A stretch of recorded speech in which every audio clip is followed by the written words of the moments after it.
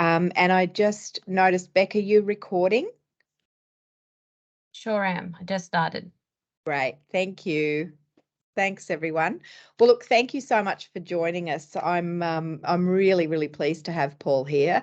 I'm chair of Paul's fan club, and I have been so grateful for all the help he's given me over the last little while. So let me tell you a little bit about Paul. And first, I should, acknowledge the traditional owners of the lands. I'm on Yugambeh land, and I'm sure you're all on different lands. But just to acknowledge elders, past, present and emerging, and any Aboriginal and Torres Strait Islander people in the audience today.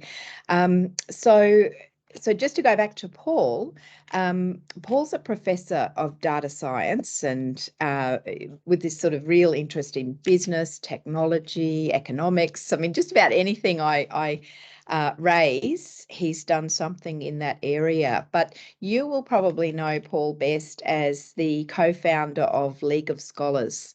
And League of Scholars every year do that wonderful summary of the research field and who are the leaders in the field and who's really performing well.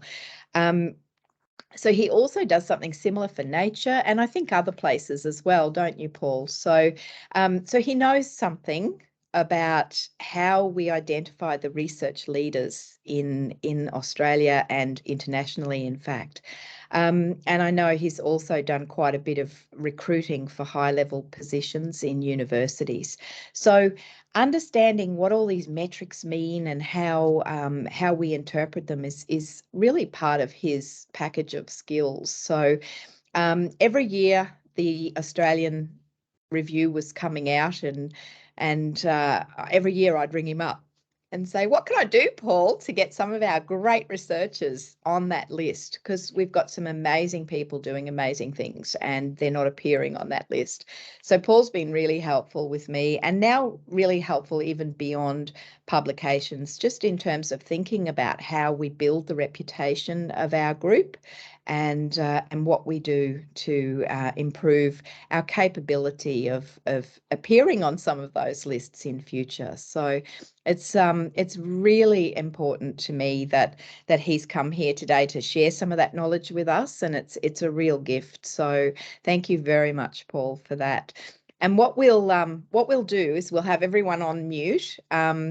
But and I'll leave it up to you to run just the way you like, Paul. But if you have a question, stick it in the chat or stick your hand up. And if you have one that you think is too silly to ask, please send it to me and I'll ask it, because I guarantee you there's 50 other people who want to hear it as well. So so please just email it to me or text it to me and I'll ask the dumb question. So thank you so much, Paul, for spending time with us. And is there anything that you'd like people to know to start with as to how you'd like them to interact with you?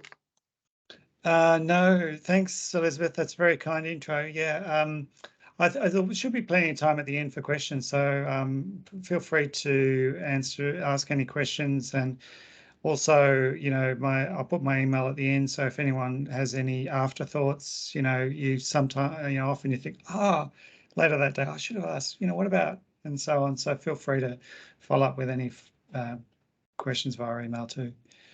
So I might kick off, shall I?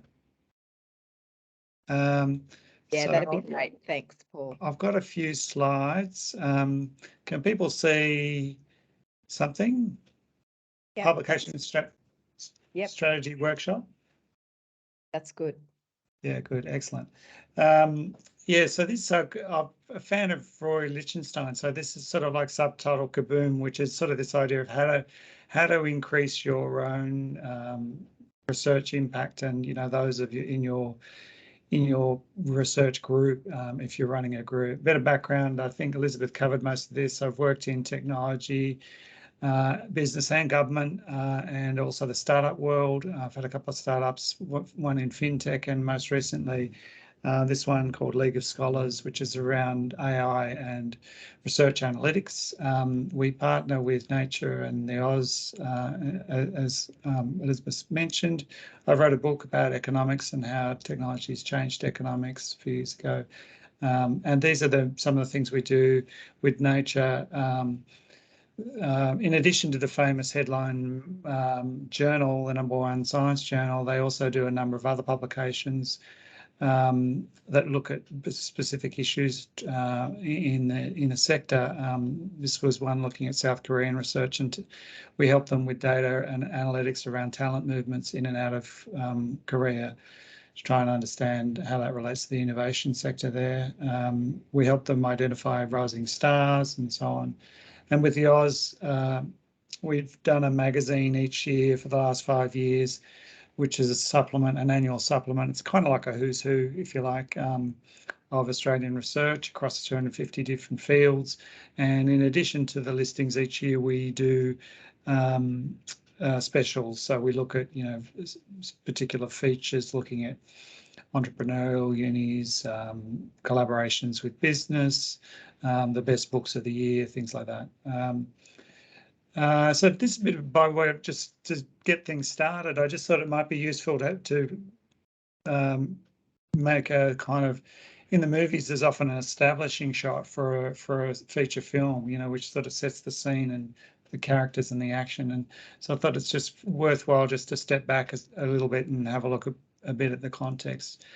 These are some figures from an op-ed I wrote for the Oz a couple of weeks ago, just looking at kind of the macro trends in Australian higher education and showing that basically that Australian universities on the whole have risen in world rankings significantly over the last decade. This is the average ranking of the top 8 universities. But Griffith as well, of course, has done spectacularly well, and it's risen, I think, around 150 places from sort of 350 plus to now among the top 250 universities worldwide. This and in this piece, which you're welcome, I could share the article if anyone's interested in the particulars, but we basically were looking at, will this trend, what's driven this trend? And a lot of it's revenue, and the revenue comes from overseas students, which is then cross-subsidising research, which, has been a good business model for Australia. But I guess the question is that sustainable, and what are the long-term sort of outcomes of this sort of approach, our unique sort of business model, if you like? And one of the things we recognised is the importance of talent. I think that's been one of the themes of our business, is that it's all, it all relies on individuals, talent, researchers, research training, and so on. And in particular, we've got this data which looks at where talent comes from, so talent movements within the sector. So we've got about 5 years data. We looked at where people move to and from. By looking at snapshots of their Google Scholar affiliations, we can look at sort of worldwide trends and who's moving from which institution to which institution, or indeed crossing borders as well, moving from overseas. And what we found, this figure here represents inbound talent to Australian universities from overseas, and you can see that, as well as cross-institutional movements, you can see that a really large chunk of talent has come from overseas and continues to come from overseas. And so that was sort of one of the kind of points I was making in the article. And now moving on to the more specific area, I guess, of focus of disability and rehabilitation research. A few years ago, we looked at the kind of macro state of affairs. This was some of the early work we did with you, Elizabeth. And Australia is surprisingly large, and only in terms of scale of research in this space, and only second to the US in terms of total scale. And scale really does matter in these things. This is again, it's some of that older data, but by a range of different measures, and there's many different ways of measuring this. Griffith University is clearly among the top 40 universities worldwide in this space. Most recently, in the latest magazine, we looked at a range of cross-sectoral issues facing Australia. Disability and rehabilitation was one of those. And by using a kind of basket approach of different types of keywords that make up the field, because it's not really a well-defined, all these 10 areas are not really well-defined established fields within academic disciplines. We looked at a kind of a universe of authors in these domains, and then we looked at their impact over the last 5 years, and we found that Griffith is indeed now number one in Australia in this space. I should say not by scale, obviously, but by impact, which is kind of perhaps the most important thing. So we also, this is again looking back at some of the earlier work, we looked at similar scale institutions, and I think it's useful sometimes to look at similar scale institutions, peers, to try and understand how you can improve things. So this was a basket of similar scale institutions to Griffith in the space, and we looked at the patterns around collaboration. We can see that some of the peers in the peer group are collaborating with more authors. So in other words, having more authors on each paper and more co-authors as well as more external co-authors. External here means at other institutions. So that's an area that can be improved. Also, we looked at co-author influence. So this is kind of like the speed at which your school of fish that you're co-authoring with swimming. This is the median co-author H index. So again, so there's an opportunity there potentially to, in some cases, seek out authors of influence and co-author with those. Then we looked at some journals, looking at journal trends in the field. These were particular journals that are growing or new. And at the end, we'll talk a bit more about venues, and there's a full list there. So this, moving now onto some more specifics about factors that do influence research impact, and how you can, as an author, as a research leader, or indeed as a research trainer, how you can kind of influence those. We've broken these into 3 different spaces, and so this is a kind of a mini review of the literature.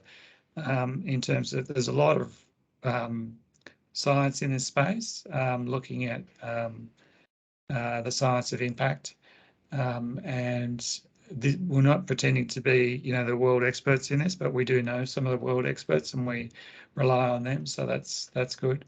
But we have learned a lot over the last decade, and I think there are. Yeah, so these are some of the key kind of actionable things we've discovered. So there's kind of author level factors, factors within your team, and factors at a kind of a paper level. I'll go through each of those and try and explain it with reference to the research. So the first one is that your reputation matters.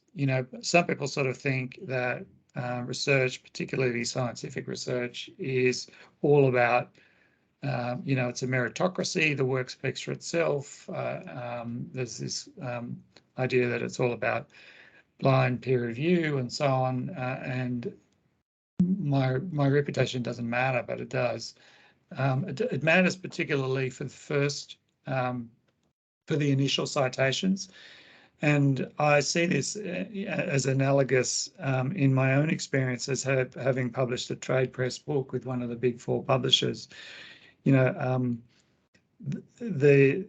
advantage of having a platform to say what you're going to say is very important, and that a lot of that comes down to reputation. So it doesn't mean that the ultimate success of any particular work will still be based on its merits, but the first point is getting to a point where you have a network that listen to you and have that. So that's very important.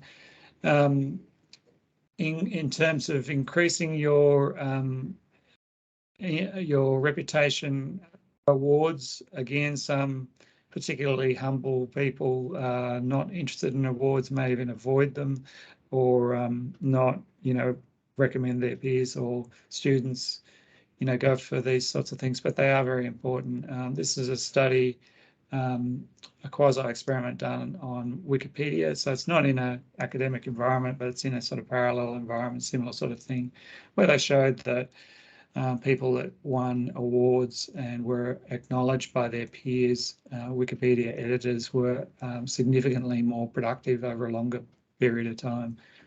And stage of career is also very important. So many people's careers peak in their 30s and 40s.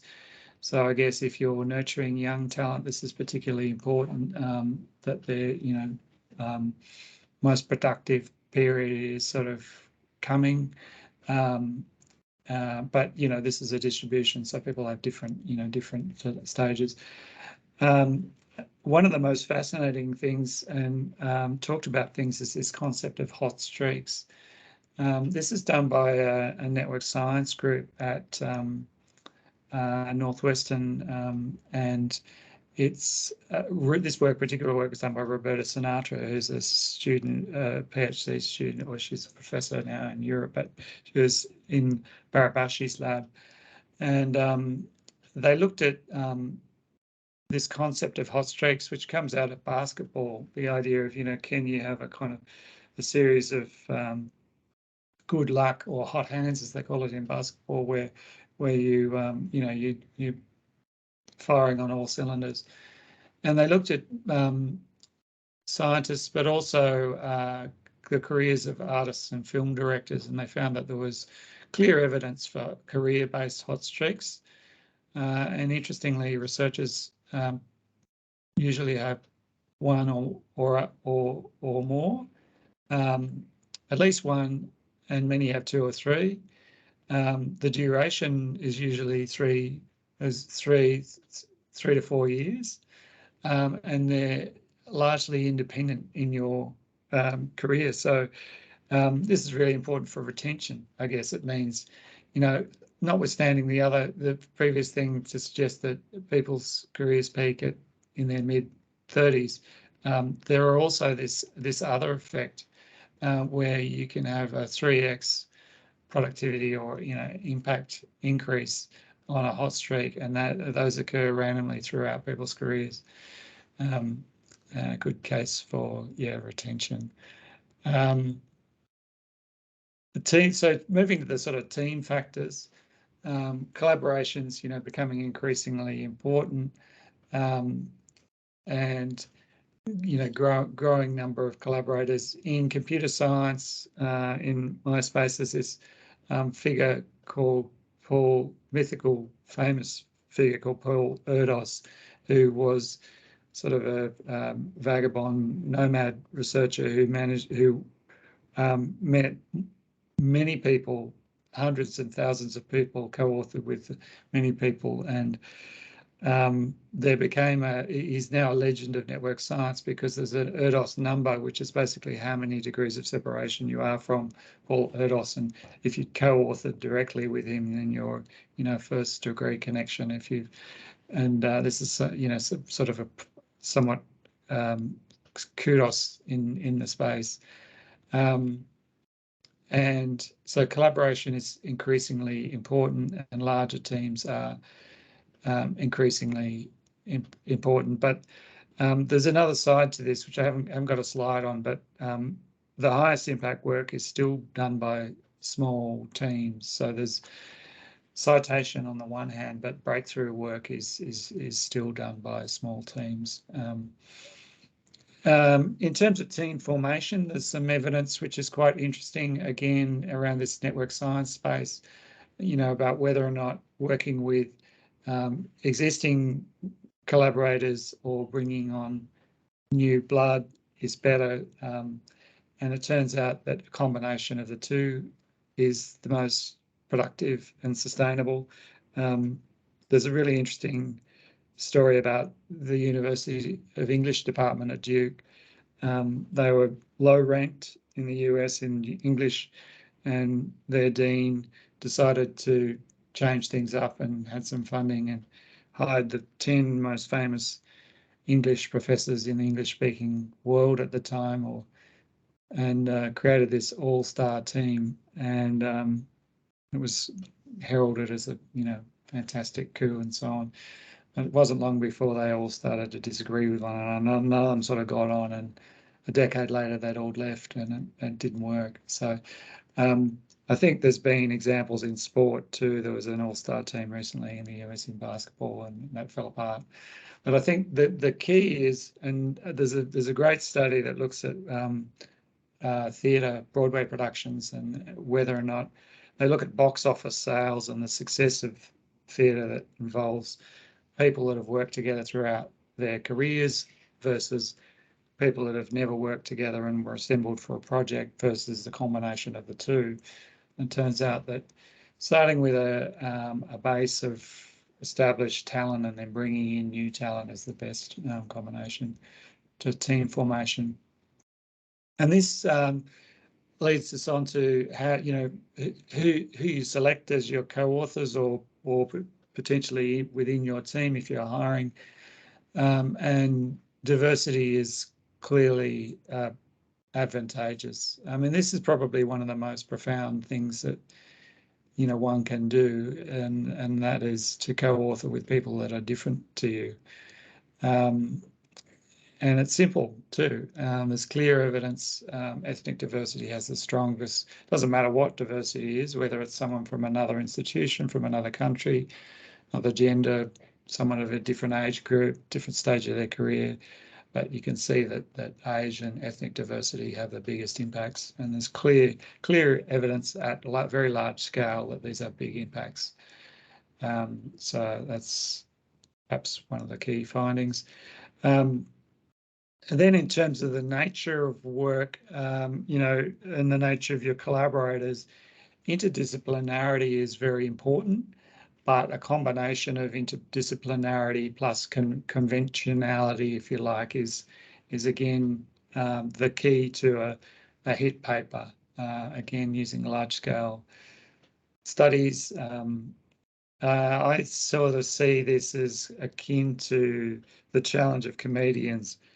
There's a theory of comedians that suggests that the perfect comedian is both an insider and an outsider within the group, which is why I think a lot of marginalized groups within society, in the US, there's a lot of Black comedians or Jewish comedians, growing number of women and so on. So I think that idea that you need to have a foot inside the audience and be able to relate to them, but also you need to have another perspective as well. And so I think this combination of interdisciplinarity but conventionality is combined is very important. These are in terms of references, and similarly in terms of references that you cite in your work, and a diverse age of influences. So another study, large-scale study, that showed that they looked at 4 different groups of papers.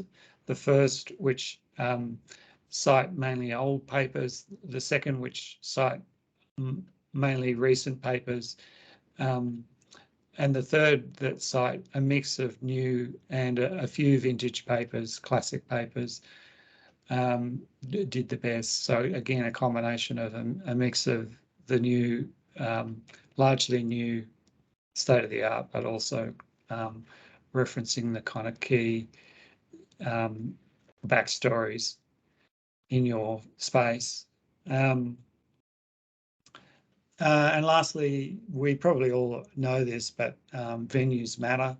And there's a lot of studies in this space. It turns out that there's a big variety of results from each journal. So it doesn't mean necessarily that if you are fortunate enough to be accepted, have your work accepted by a high-ranking journal, that it will necessarily relate in a higher impacts, but on the whole, it will, particularly if it's in this area where it's likely to have impact. The impact grows according to the ranking of the journal.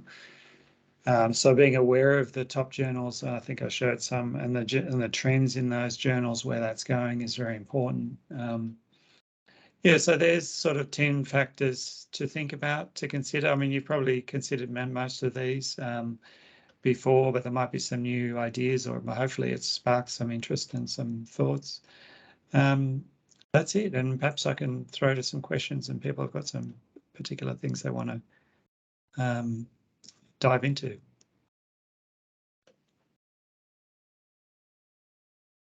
Thanks so much. I'm really interested in hot streaks. I found that really interesting, and I'd like to talk a little bit more about that, because you can see, I mean, you can see trends out in the environment, and I can see researchers we have who are doing stuff in that area. What you're suggesting is that we almost need to engineer their hot streak and really push that person forward at that Absolutely time. Is that how it works? Absolutely, yeah. No, I think it's recognizing, well, firstly, that everyone has the potential to have these hot streaks, and that they're not they're often not, there's not one. Everyone gets one, pretty much, and if you haven't had one, you're probably due one. And if you have had one, it's likely that there's one or two more coming. So I think it's just good to be aware of these things, and that that there is a kind of sense of momentum. Some of my smarter colleagues that I've met are very keen on this idea of momentum. It's a big idea in the startup culture, which I've sort of been involved in. So capitalizing, if you feel like something has legs and is getting some traction, now is the time for action, and to really take advantage of that, and to see how you can reach your potential, really, because I think studies of history show that people like Leonardo probably wouldn't have got to where he did if he didn't have the support of the Medicis and that culture. That culture of Florence at the time was fantastic. I mean, obviously he's one of the brightest people that ever lived, and he was very talented, but he also had an environment where he was mentored, and he was in a atelier, very much like a research type environment. There was this workshop environment where he was personally mentored by some of the greatest artists of the day. But yeah, I think that recognizing that everyone has that potential, it's how do you kind of bring that out, and what are the barriers to people reaching their potential? And a lot of it, I think, in our business or in research, I think is, there is a big social aspect. So more broadly in network science, one of the key findings is that if performance can be measured really easily, so for example in sport, then performance is the thing that matters. That's what gets you success. But if it can't be measured so easily, or there's some dispute, so for example in business or in art, then networks matter. Networks trump performance. And I think research is somewhere in the middle. I mean, we're in the business of measuring, or supposedly improving, the measurement of research, but it's by no means straightforward. There are lots of different, and with any measurement, there's, obviously the approach you take is going to yield different results and so on. But one thing I can say with certainty is that, on that spectrum of whether it's, between sport, where it's all about performance, and business and art, where it's largely about networking, I think it's certainly closer to business and art, in terms of the impact that you're going to have. Thanks, Paul. There's some questions in the chat, and a nice comment about hopefully 30 isn't the peak. And for those of us over 30, we're hoping that 50 is the new 30. Is that Absolutely right, Joan, Poppy? And there's a couple of questions in the chat, but Jenny's got her hand up, so I'm going to flick to Jenny. Hi there. Thanks for a great presentation. So good. And I'm 44, still not really a hot streak, but it'll come sometime. What I wanted to say is that this thing that you highlighted with awards is something that we need to strategically nominate people for. I personally hate applying for awards for myself, but together we can nominate who needs it and who could really get a hot streak by getting nominated for awards. So it's something we need to put in our strategy, I think. Yeah, I think that's a great idea. And it probably is, it's healthy for everyone to just do it for other people unsolicited, I would have thought. I mean, I've nominated a number of people over my career for various types of public awards, and I love doing it. It's just fun, and I love it when it's also anonymous. It's even better when it's, you know, it's anonymous, because there's absolutely no way of getting any benefit from it. So yeah, I think that's definitely a great idea. That's lovely, Paul. I might just flick to a couple of comments. So Coral's asked about your thoughts on the importance of an individual with a very specific focus versus publishing across a broad range of topic areas within a field. So disability is really difficult to manage in this regard. You know, you could publish in autism, or you could publish in employment across a whole range of disabilities and so on. There's lots of challenges like that. What's your thought on that? I don't think there's any one way to success. I think there's many roads to success, and you can be a specialist in a particular field. And the reality is that most research is about increasing global specialisation. So that idea of, you know, drilling down in a particular area and really owning that area. And there is the research done in Australia, which is the big fish, little pond theory, you know, that backs the Malcolm Gladwell book about that. And I think it shows that, you know, you're better off as a youngster being the top, you know, the big fish in the little pond. And, you know, if you get an opportunity to go to Harvard, don't go straight away. Don't go as an undergrad, you know, go be the kind of the medal winner at your local university, and then go to Harvard later. That's what the research suggests. So I think dominating a field is definitely advantageous because it gives you some authority in one area. But, you know, I'm the perennial generalist, you know, so I'm across too many things. And so, you know, I think, and there are advantages to that too. And there are advantages to most people on this call will realize that methods type papers, you know, there's some type of, you know, and reviews and methods papers are the most cited. So often novel breakthrough work isn't the most cited. So they're kind of like combination of things, but I wouldn't change your strategy just because you think that it's going to get you more sites. I think, you know, you could, there's going to be some people that will be across multiple areas and that might have things to contribute that are maybe more methodological and have application across a range of different areas within the space. And then there are others that are just going to be focused in a particular, you know, with a particular issue, and that's fine too. I think you can hopefully you can get insights and lessons through either approach.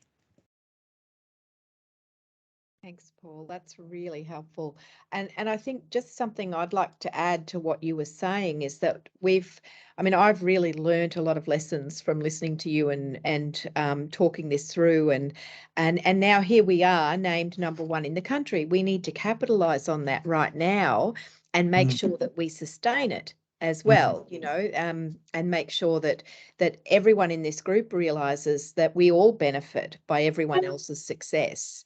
And I think the academic world has overlooked a lot of that. You know, it's all about lone wolves doing really, really well and being top of their game. But in fact, we all benefit. So our cluster of people who contributed to us winning that #1 in spot in the country, everyone's benefited from what they are doing.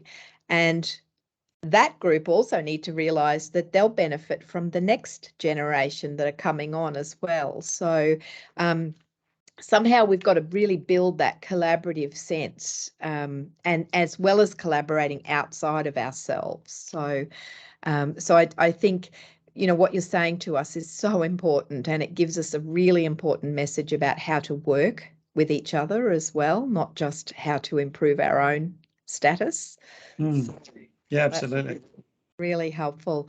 And Moretta's just noted how hard it is to find the right awards for everyone.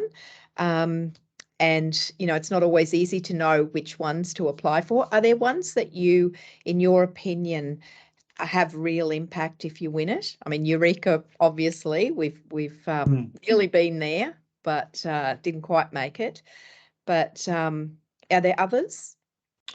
I don't know, to be honest. I mean, outside the obvious ones that are, I mean, the academies in Australia do exert influence. So I think membership of the various academies do. But I would suggest that within your group, collectively, you will know the answer to this question. And I would suggest that you ask everyone on this call will have an idea of what the most prestigious awards are in their space. And if you collected that information, the top three things, starting with the Nobel Prize going down, what's the route to a Nobel Prize look like from where you're sitting, and I think if you collected that information, it could be very valuable, because I think that there might be some things but there might be some other things too, because there are specialist things, and I'm not across them all. The Fields Medal in maths, the Pritzker Prize in architecture. There's kind of like different, and then there's kind of like stepping stones to all of these things. And in health and medical sciences, there are a lot of established pathways to these kind of things we're all familiar with, but and there'd be various types of scholarships and so on. So, yeah, I mean, I think collectively that would be a really interesting exercise to try and understand what are the things, and what are the things that you would value. If it was conferred upon you, or maybe you've already had this recognition and maybe it's made a real difference. Or conversely, perhaps there's things that you sort of think you're a bit cynical about, because I think the thing is that having worked in advertising previously, I know that this, which is award city, there's some that are really valued, and awards are very closely connected in film and television and advertising, which I've worked in previously, that very closely connected to business. So it's very important for a lot of businesses in that space to get the recognition, because it directly translates into work, future work. But there's, everyone in the sector knows that there are some that are worth getting and some that are, not really that. And I remember Jerry Seinfeld hosted one of the big advertising awards in the US once, and he was commenting on it's very competitive, that business, and previously some of the statues for this award had been stolen from the stage, and he started with a joke, sort of saying, most advertising industry awards, they're not worth stealing, but these ones are actually worth stealing. They're so valuable. Are you recommending a strategy for us there? Yeah, well, I think you've got to find out what are the ones that are worth stealing. Eloise has a hand up, then Moretta, and then I'll go to a couple of chat questions. Thanks, Elizabeth, and thanks, Paul. Paul, I just wanted to pick up on something you were saying a bit earlier, which was about improving the measurement of research impact, especially in our field where, maybe 50% or more of our outputs are non-traditional academic outputs. So I just wanted to know, do you have any kind of tips on what we can do and what our institutions can do to bring about some more value and some more recognition, including perhaps in terms of metrics, to these non-traditional outputs that we're putting a lot of, effort into, as well as those traditional publications? Yeah. Well, I mean, there's within the kind of world of the citations, I guess, there's a growing use of working papers and preprints, in academia, and there's a lot of sort of grey literature in that space too, which I would suggest that certainly in the tech space, that's where a lot of the action is. So in computer science, for example, journals aren't the be all and end all of computer science. A lot of it is about conference proceedings, which again are still peer reviewed, but or conversely, in the humanities, it's about the book, then, about having a monograph. So I think there are going to be different types of outputs. I mean, I'm still talking about all types of, they're all, you know, traditional research outputs. And I recognise that there's other things, innovation and, you know, practical application of the research ultimately with end users as well. And I think, yeah, certainly governments and other people are starting to look at these things, but a lot of it is still around research impact and how to, but I think, yeah, so that would be one idea, is can you capture it through other measures? You know, there's the whole movement of altmetrics too, so looking at other ways of looking at, you know, has it had a public impact as measured through the media or through various social media measures and so on. I mean, use in the public sector is also another kind of key thing, you know, usage of kind of ideas and technologies. And Paul, I think that might have addressed Maria's query in the chat. And Maria, hop on if there's anything else you want to ask.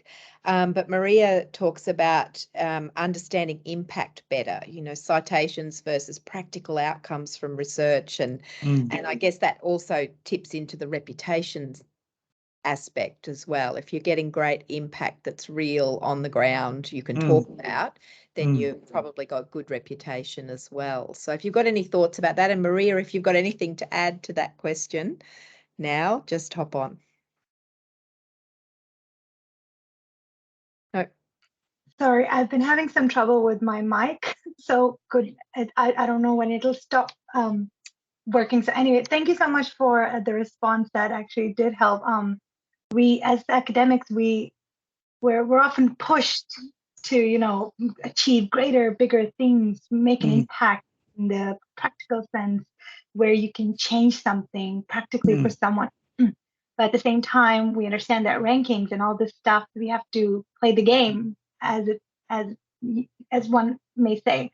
So yeah, it's always a balancing act, trying to get into the top journals versus trying to tease out the best outcomes in our research. So yeah, it's always a balancing act for me, at least. Yeah, no, I know, I realise that. Yeah, I think there's an increasing appetite, certainly in some fields, for you know, work in the literature that does illustrate efficacy and not just theory. I know that certainly in economics, there's this whole movement called the credibility revolution, and the Nobel laureate from the year last was, you know, won the award because it's a sort of what we call bottom-up approach. So it's using sort of evidence-based methods to look at, you know, doing natural experiments. You know, so in social science, there's obviously difficulties sometimes, or just it's impossible to do, you know, randomized controlled trials in areas like education or prison reform, or, you know, many areas of health too. And so Joshua Angrist, I think his name is, and his colleagues, you know, 20 years ago came up with these sort of simple tricks, if you like, methods of seeing natural experiments.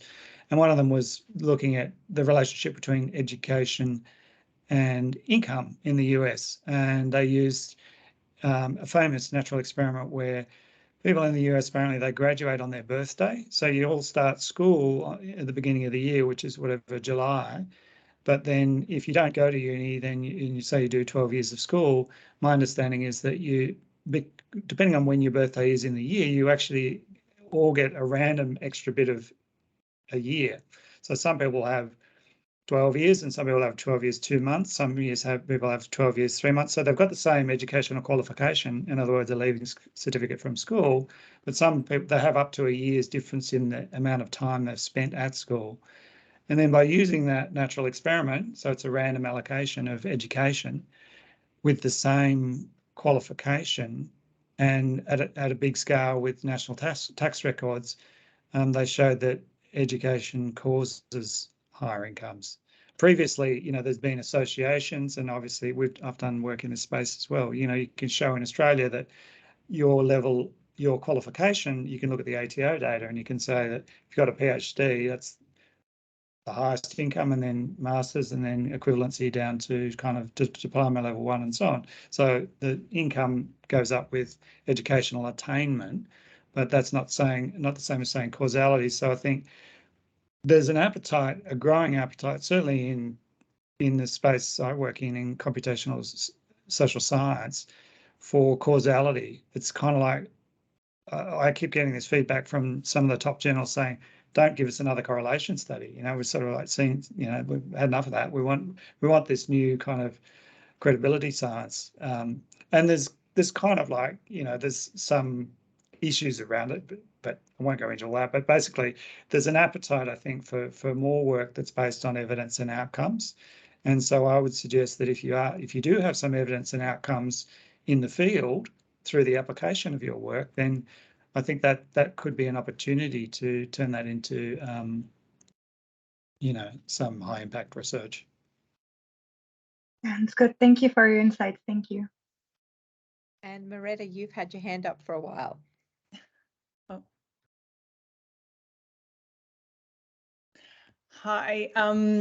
Yeah, I was actually going to ask Maria's question because I wanted to make sure that we'd covered that, because I feel from my point of view as in developing, you know, my role is really to develop partnerships and things in the Beacon, that that I'm asking researchers to join conversations with industry and talk all about the practical outcomes. And I certainly wouldn't want to be, you know, detrimental to their research career in doing that. In fact, quite the opposite. I obviously want to really help them enhance their research career. But I'm wondering whether part of it is about ensuring that you can achieve both. So I think the ARC linkage scheme is a really good one, because it requires the academic rigour and also to be thinking about what new knowledge you are generating and your contribution there, but also you know, why would the industry sectors that you're working with, why would they care? So I wonder if that's one way of looking at it, just making sure that anything we're doing with external partners is not ground that's been covered before. And that's, I guess, where you need to do those good literature reviews and make sure that you're working on new ground. Yeah, anyway, I just wondered if you've got any other thoughts on that, on the research impact sort of question. Yeah, I think following the downstream impact is really important, and being mindful and conscious of the impact of, you know, novel theory or novel insights. You know, I gave a talk a few years ago at the Hartman Group annual conference, which is a big German global hospital supply company. They've been around for over 200 years, and they're the biggest manufacturer of hospital bandages in the world, sterile bandages, and they do a whole bunch of stuff. But they got their start. Lister, the Scottish scientist, was mucking around with antiseptic and coming up with ideas for surgeons that, you know, antiseptic might be a good idea in surgery. And previously, I think at the time, the kind of social practice was the dirtier your robes, the more experience you had as a kind of surgeon, and therefore, you know, the most distinguished surgeons had these really disgusting robes. But some people sort of worked out that this is probably not a good idea, and the clever Scots among them, and Lister came up with this idea of some sort of a chemical treatment for bandages, I think it was. And he basically wrote down the recipe and sent it to the Germans, and the Germans were already making bandages at scale, but not antiseptic bandages. And then they added iodine or whatever it is. I'm not even sure what it is, but and 200 years later, they've got this company, which is a family-owned $4 billion, you know, global leader. But there's an example where I guess there's kind of like a scientist who's had some practical experience in surgery in London, can see the kind of what needs to be done, and writes down the recipe, and then the impact is somewhere else. It's kind of like, and I think that, so just at least being able to track those stories and being aware of what, where ideas go is, and it's not just people, it's not just ideas like that. I mean, often I think it's people, and often I think it's students, and I think so following where your graduate students go and what they do is really valuable and important too, I think, because if you're doing good work, we all know it's about, individuals. And there's one of our colleagues, Cesar Hidalgo, who's in this space of economic complexity, who's pointed out that, there's a lot of talk about patents and, this IP sort of idea, but a lot of the most valuable things are really just in people's heads. It's about know-how. And I think a lot of the smarter countries around the world have recognised this. So when Korea needs people to work in a particular area of chemistry to support rechargeable batteries, they know that, that they've got the formula. Everyone's got the formula. Apparently, the formula to make helicopters on Wikipedia, but there's only about 5 countries in the world that can make helicopters. It's because you really need this combination of the lived experience and the know-how. And so I think through graduate students, and that's another way to kind of keep track of impact, is trying to sort of see where, and everybody knows, in your space, you'll know of really influential scholars, and you see their students, they spread out around the world and they continue to have influence. I mean, yeah, so. I think also there are, like in our initiative, there are people across the spectrum. So people who, say, doing bench science, and we talk about we need to engage with people with disability throughout all our research to make it meaningful. But I do wonder whether perhaps, it shouldn't be the same sort of formula for every type of research, because there might be some research where, I mean, I think any sort of understanding of lived experience would be useful, but sometimes I think you need to work really, really closely with people with disability, but then at other times maybe less so. Like if you're developing stem cell therapy or drugs or whatever, compared with changing things in health system services. Yeah. Absolutely.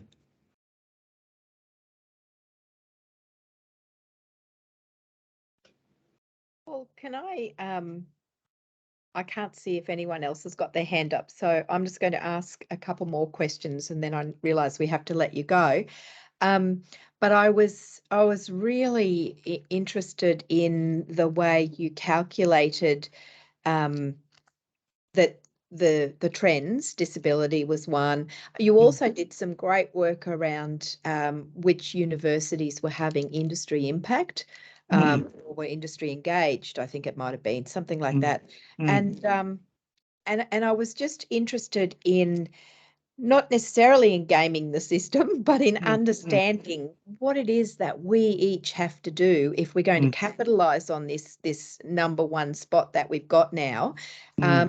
And we have, just on that topic too, I didn't know if you were aware of this, but the Australian are selling seals that acknowledge positions in your rankings. So they're making something like $1,700 per seal out of everyone who wins on one of your rankings. So you might want to hit them up for a little bit of a portion of that, but we've gone ahead and bought one.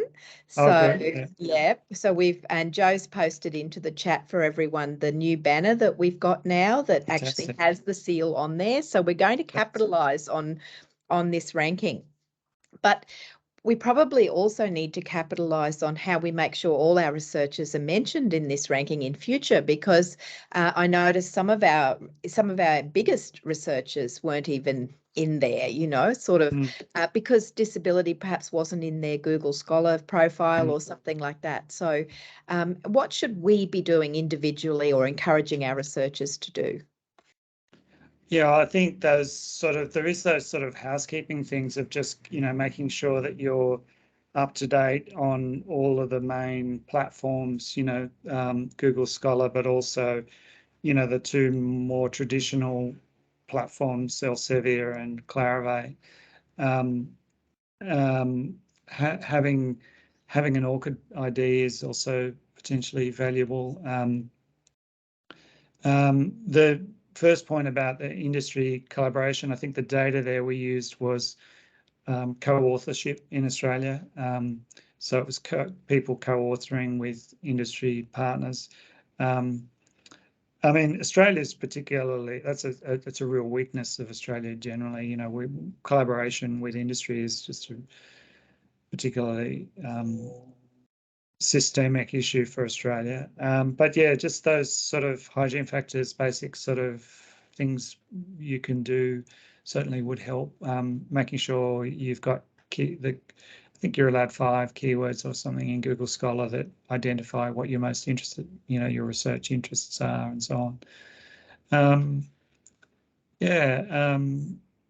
That's probably it. And I think, using those sort of joint things, and I think doing a survey of on the awards front, I think that could be really valuable. So just perhaps, people in this group and other peers trying to find out what things, recognitions are important, could be valuable, are valuable.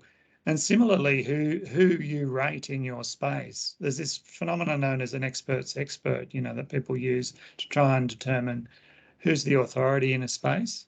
One of my colleagues used it in the US, in a big study in the US. And, you ask a bunch of people who you think know something about a space, and it could be, something trivial or something serious. And then you ask them, who would they turn to? So out of those people, who would they turn to for their source of expertise? And it's a different version of the citation process, I guess, but it's more dynamic and more about the individuals. And I think by doing that would be also potentially yield some interesting results.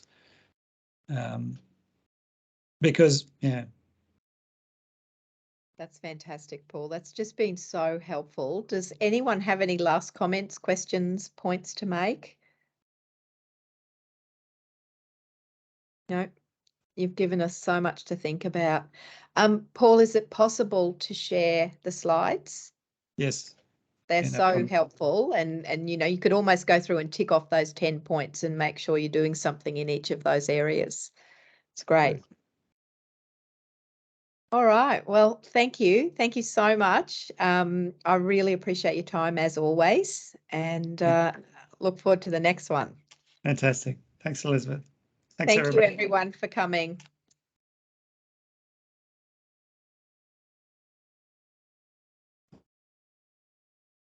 Thanks, Paul.